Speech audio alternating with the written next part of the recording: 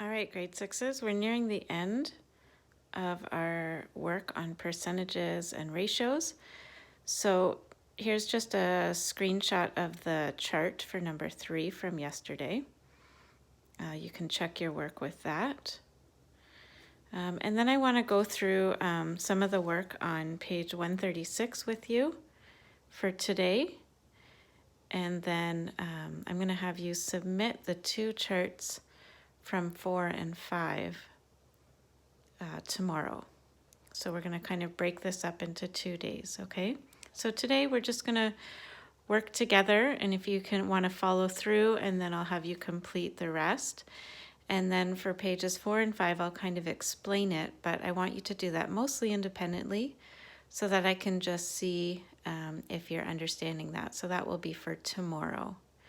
Okay, so for today, we're comparing fractions, ratios, and percentages. So the question says, write the number of blue crayons, red crayons, and total crayons in the bag.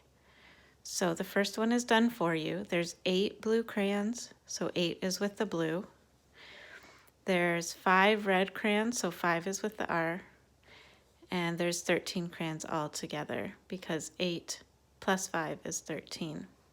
Okay, so if there are 4 blue crayons and 7 red crayons, we would put 4 by blue, by the B, and 7 by the R, and the total number of crayons would be 4 plus 7, which is 11. Okay, I'll do one more with you. There's 12 blue crayons and 15 red crayons. So 12 blue, 15 red, and 27 altogether. All right, question D is worded a little bit differently, so we have to be careful when we read it.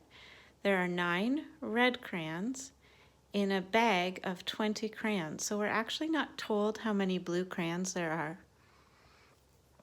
We know that there's 9 red, and we also know that there's a total of 20 altogether.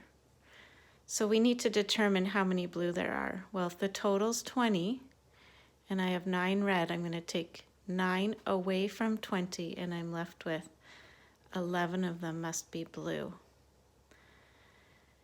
And the last one is similar to D. So E, it says there are 7 blue crayons in a bag of 10 crayons. So it tells us there's 7 blue, the total is 10.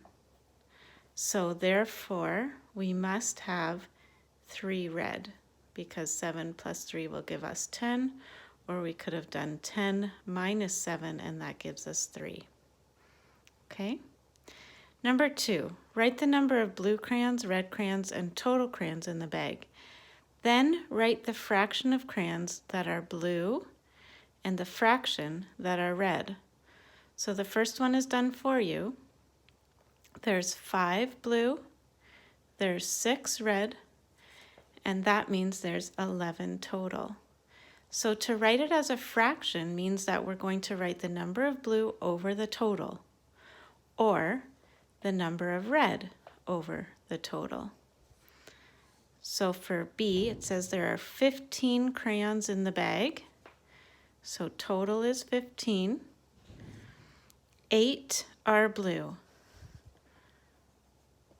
So how many are red? Well, 15 minus 8 gives us 7. So 7 must be red. Now to write this as a fraction means that we're going to write the number of blue crayons over the total number of crayons. And for red, the number of red crayons over the total number of crayons. That's written as a fraction. Okay, so when you're reading these questions, you have to be careful whether they're talking about, and in this particular case, blue crayons, red crayons, or total crayons. But in any case, you're going to be having to look at whether it's the total number or one or two of the other numbers. So be careful when you read those questions.